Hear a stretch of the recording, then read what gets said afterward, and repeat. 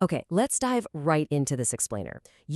At the core of literally every single day, whether we consciously realize it or not, we're engaged in this constant, kind of complex game of resource allocation. We buy, we consume, we prioritize.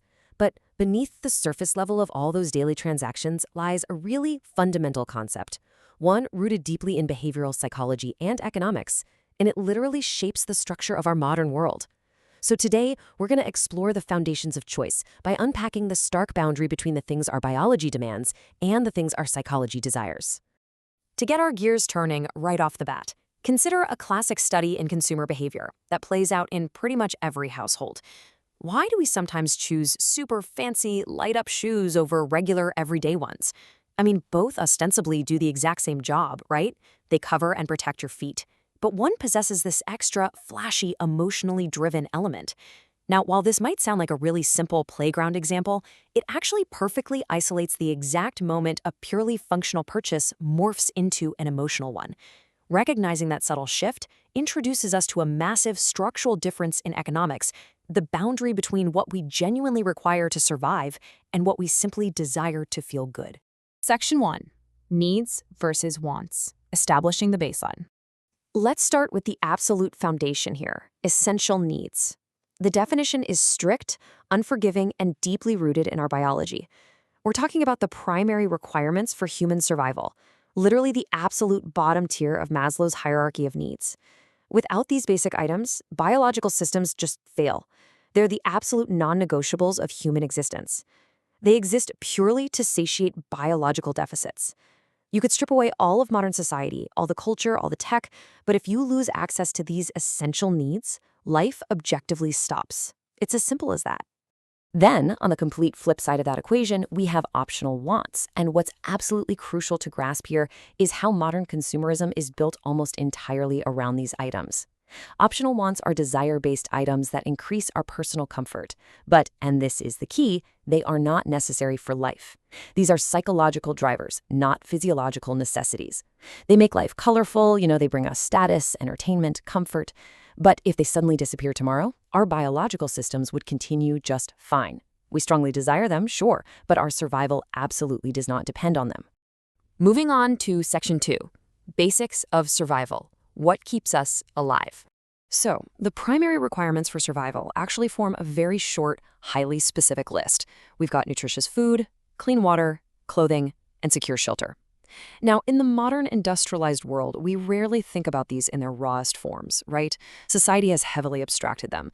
I mean, you don't usually hunt for food or build a shelter out of branches. You go to a supermarket and you pay rent.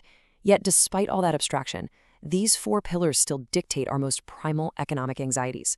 We literally have to acquire clean water and nutritious calories to fuel our cells. We absolutely must have clothing to regulate our body temperature, and we desperately require secure shelter to protect us from the elements. All right, Section 3, desires and joy items, making life fun. Now, let's contrast that hardcore baseline with some examples of joy items. Think of a new toy, a yummy candy bar, or going to the movies. While these examples might seem super simple, they perfectly represent the dopamine hits of our modern economy. These items exist entirely to alleviate boredom or provide sensory pleasure. They do not mitigate a biological threat. A candy bar isn't the nutritious sustenance keeping your organs functioning, and a movie ticket definitely isn't the secure shelter protecting you from a winter storm. They are purely discretionary, expenditures we make to enhance the human experience rather than preserve it. Which brings us to Section 4, the tricky overlap, the gray area. You see, if the market was perfectly rational, the dividing line between these two categories would be razor thin. But this brings us to a really fascinating concept. A need can actually have a want part mixed right into it. And honestly, this is exactly where brands and marketers exploit the gray area. They brilliantly take a baseline biological need, completely wrap it in a psychological want, and then charge a heavy premium for it. It's kind of like peeling an onion. At its core, the item fulfills a basic survival requirement. But those outer layers, the branding, the design, the artificial scarcity, that is all completely driven by engineered desire. Let's look at a really clear example of this premium of desire. On the need side, we have basic clothes to stay warm. As we just established, thermal regulation is a fundamental survival item. But on the want side, we have a full superhero costume. You see, while you absolutely need some form of woven fabric covering your body to protect you from the cold, The specific, brightly colored superhero design is purely a desire-based want. You're basically paying the base cost for the fabric's utility, plus a massive emotional tax for the identity and joy that the branding provides. And here's another perfect demonstration of this tricky overlap, really illustrating how wants can successfully masquerade as needs. The fundamental need is nutritious food, raw calories and vitamins to sustain life. But the want? A super big ice cream sundae. I mean, sure, an ice cream sundae does technically contain calories, but our psychology totally hijacks that base signal for biological nutrition to acquire a high-sugar, high-fat luxury.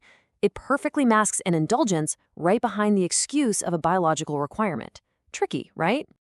Okay, let's jump to Section 5, Interactive Quiz. Is it a need or a want? Let's test out this framework a bit. I want you to think about a thick blanket on a freezing cold night. As an economic actor managing your limited resources, how do we classify this? Take a brief second here. Lock in your answer mentally. If you classified this as a need, you are absolutely correct. Its utility is purely functional and survival-based. A blanket on a cold night provides necessary warmth and acts as a localized form of shelter for your body. This taps right back into our foundational survival concepts. It protects you from the elements and satiates a biological deficit. In this specific case, a deficit of body heat. All right, let's try another one. Apply that exact same logic to running shoes meant simply to protect your feet and let you safely move around outside. What do you think? Need or want? This one brings us perfectly back to our overlapping concept. Basic running shoes for protection are a necessity. They provide that utilitarian baseline protection for your feet. But those super fancy light-up shoes we talked about earlier, we can call that the features tax.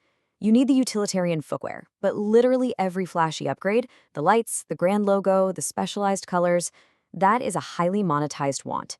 The base item is the need, the upgrade is the want. Section 6, Smart Financial Decisions, Practical Application. So here is why this distinction actually matters so much in the real world. Accurately identifying survival utility versus discretionary joy allows us to make truly informed financial decisions. Whether we're discussing adult personal finance, corporate budgeting, or just navigating daily opportunity costs, resources are always finite. Organizing your economic choices into these two distinct categories is basically the root of real financial literacy. It ensures you secure your baseline utility and survival needs first, before you start funding your discretionary comfort and dopamine hits. I want to anchor us with this direct quote from our source material. Listen to this. Understanding the difference between what we need, which is survival, and what we want, which is desire, helps us make smart decisions every day. That right there is the North Star of personal resource management. It's the ultimate takeaway of this explainer. It isn't just some basic economic definition, it's a fundamental life strategy. So I'm going to challenge you to apply this analytical lens right away. Look around the room you're in at this very moment. Seriously, look around. How many of the objects surrounding you are purely utilitarian survival items keeping you alive, and how many are discretionary joy items purchased simply to make you comfortable or signal status? I promise you, once you audit your environment through that stark lens of biological needs versus psychological wants, you will instantly uncover where your true priorities and your resources are actually going. Thanks so much for joining me on this explainer, and keep exploring.